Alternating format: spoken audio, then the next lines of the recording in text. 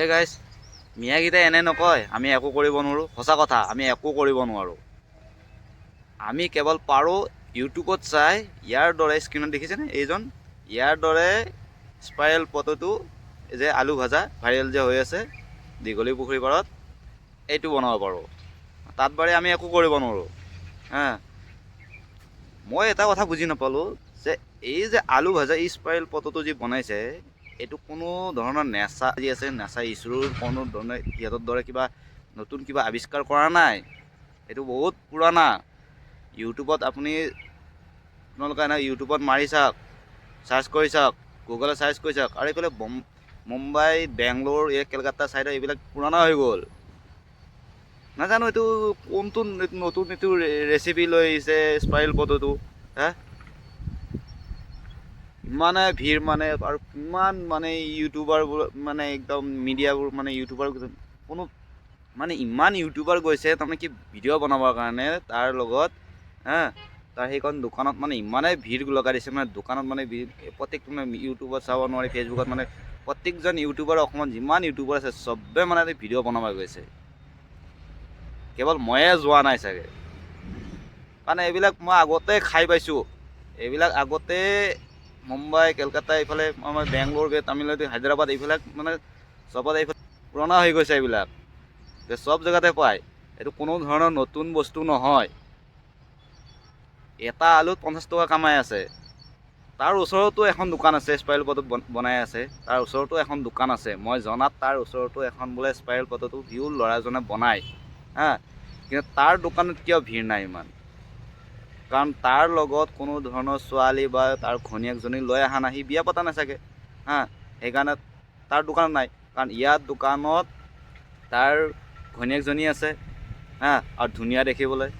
সেইকাৰণে চবেই মানে তাৰ আমাৰ অসমত কেনেকুৱা ধৰণৰ মানুহবিলাক মই মানে এইটো চিনি পাওঁ কি যদি ছোৱালী যদি এনেকুৱা বা লৈ কিনে দোকান চোকান যদি কৰে নহয়, ধুনীয়া ছোৱালী দেখিলে মানে এনেই ভিৰ মানে। আৰু দৰকাৰ সেই আলুটোৰ দাম দৰকাৰ সেই 50 টকা কি 100,000 টকা হ'লেও মানে খাব যাব, মানে ভিডিঅ' এটা কৰিব, চেল্ফি কৰিব, উঠিব, মানে এনেকুৱা ভিডিঅ' বনাব, সেইবিলাক আৰু তাত মানে ভাইৰেল কৰাত সেই নাই।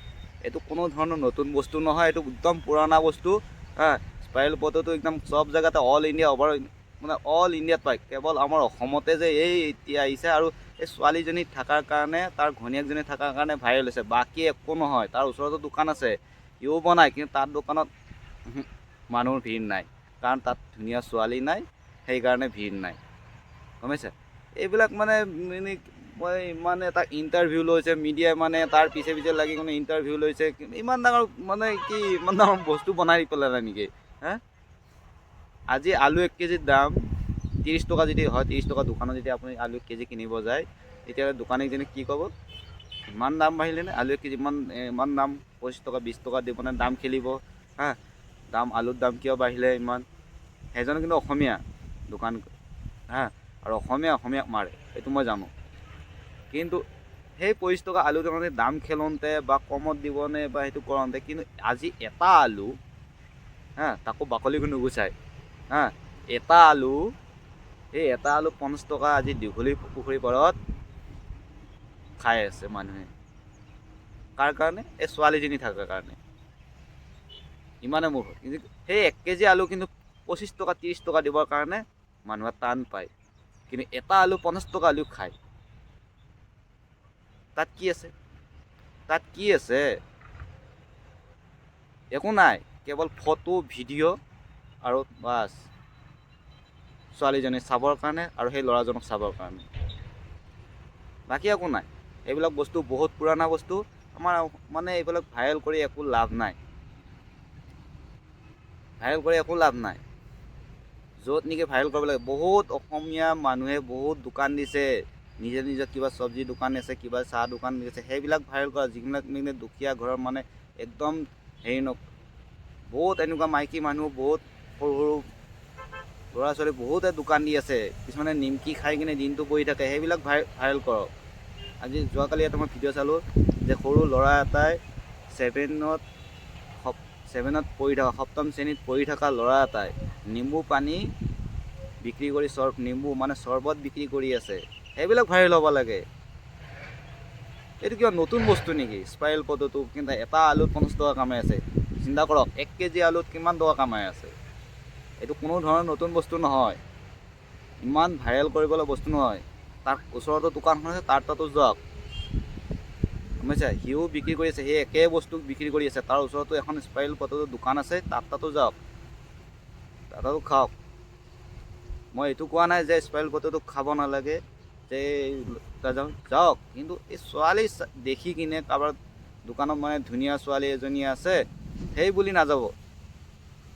এজন কাষ্টমাৰ হিচাপে যাওক, তাতে ওচৰত ধুনীয়া, ওচৰত আৰু দোকান আছে, যে ছোৱালীজনী চাব পাম আৰু সেই বুলিয়ে তো স্পাইৰেল পটেটো খাব যাম, সেইটো নহয়।